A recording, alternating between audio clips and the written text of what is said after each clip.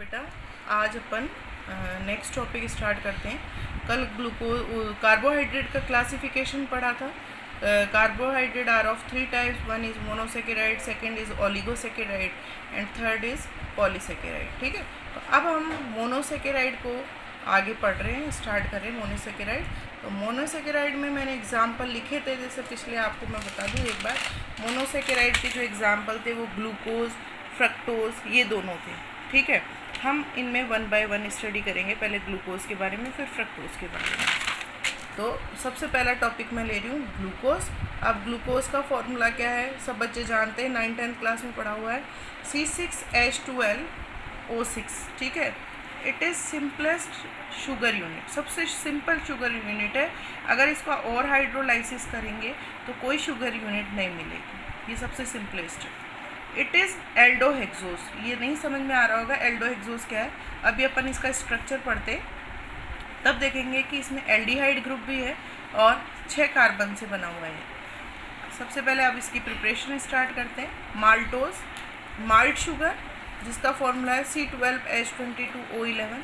इसका जब हाइड्रोलाइसिस किया जाता है माल्टेज एंजाइम की प्रेजेंस में तो 2 मॉलिक्यूल ग्लूकोज मिलते हैं, C6H12O6। ठीक है, ये इसकी प्रिपरेशन है, इतनी कोई इम्पोर्टेंट नहीं है। मेन जो हमारा काम है वो स्ट्रक्चर है ग्लूकोज का। तो ग्लूकोज का स्ट्रक्चर पढ़ते हैं। 6 आपको फॉर्मूला पता है C6H12O6, तो C6 देखो 1 2 3 4 5 और 6 कार्बन दिख रहा है आपको। C6 H12O6 बाद में काउंट करेंगे, पहले इसका स्ट्रक्चर देखें। फर्स्ट कार्बन पे एल्डिहाइड ग्रुप होता है, CHO ग्रुप होता है। सेकंड कार्बन पे H और OH इस तरह से रहते हैं, कॉन्फ़िगरेशन ये इस तरह का रहेगा। थर्ड पे कॉन्फ़िगरेशन चेंज हो जाता है, तो OH इस साइड आ जाता है, H इधर। फिर फोर्थ पे सेम सेकंड वाला H और OH, फिफ्थ पे भी सेम H और OH, सिक्स पे H2 और OH। तो हम देख रहे हैं कि H और OH ही है मेनली, लेकिन थर्ड में कॉन्फ़िगरेशन चेंज हो गया, OH इधर और H इधर, बाकी OH सेम साइड है। ठीक है, अगर आप काउंट करोगे तो C6H12O6 ही मिलेगा। ठीक है ना। अब इसको बोलते हैं D प्लस ग्लूकोज। अब D प्लस ग्लूकोज क्यों बोलते हैं, देखो बेटा, अगर फिफ्थ और सिक्स्थ कार्बन का OH अगर सेम साइड रहता है तो उसे D सीरीज़ बोला जाता है। तो ये D है, D फॉर D सीरीज़। और प्लस का साइन अगर ये देखें तो हाँ आपने पढ़ा हुआ है, स्टीरियो केमिस्ट्री पढ़ी हुई है, उसमें प्लस का साइन ये बताता है कि ये मॉलिक्यूल डेक्स्ट्रो रोटेटरी है, इसका रोटेशन डेक्स्ट्रो रोटेशन है। डेक्स्ट्रो मतलब अगर कोई प्लेन पोलराइज्ड लाइट इसके पास आती है तो ये लाइट को क्लॉकवाइज घुमाता है, देख रहे हो ये सिंबल क्लॉकवाइज। अगर और भी बता दूँ आगे के लिए, अगर कहीं नेगेटिव साइन लगा है तो इसका मतलब है लेवो रोटेशन, यानी लाइट को एंटी क्लॉकवाइज घुमाता है। मॉलिक्यूल खुद एंटी क्लॉकवाइज घूमता है और लाइट को एंटी क्लॉकवाइज घुमाता है। तो प्लस और माइनस सिंबल रोटेशन के लिए है। अगर प्लस सिंबल दिखाया गया है तो यानी क्लॉकवाइज लाइट को मूव करा रहा है, और माइनस साइन दिखाया गया है तो लाइट को एंटी क्लॉकवाइज घुमा रहा है। ग्लूकोज यहाँ पे डेक्स्ट्रो रोटेटरी है, ग्लूकोज हमेशा डेक्स्ट्रो रोटेटरी है, यानी आने वाली प्लेन पोलराइज लाइट को क्लॉकवाइज डायरेक्शन में उसको मूव कराता है। तो यहाँ D और प्लस का मतलब दोनों ही डिफरेंस समझ लो। D फॉर D सीरीज़, यानी 5 और 6 कार्बन पे जो OH है वो अगर सेम साइड रहते हैं तो D सीरीज़। प्लस का मतलब आने वाली लाइट को क्लॉकवाइज डायरेक्शन में मूव कराना, तो इसका नाम है D प्लस ग्लूकोज। अब देखो इधर देखना, नेक्स्ट एग्जाम्पल मैंने बोला D सीरीज़ जब आती है वो फिफ्थ और 6 कार्बन पे OH सेम साइड रहे। अगर OH डिफरेंट साइड में रहते हैं, अपोजिट साइड में कॉन्फ़िगरेशन होता है, तो वो D की जगह कौन सी सीरीज़ हो जाती है बेटा, L सीरीज़ हो जाती है। तो D और L का डेक्स्ट्रो और लेवो से कोई रिलेशन नहीं है।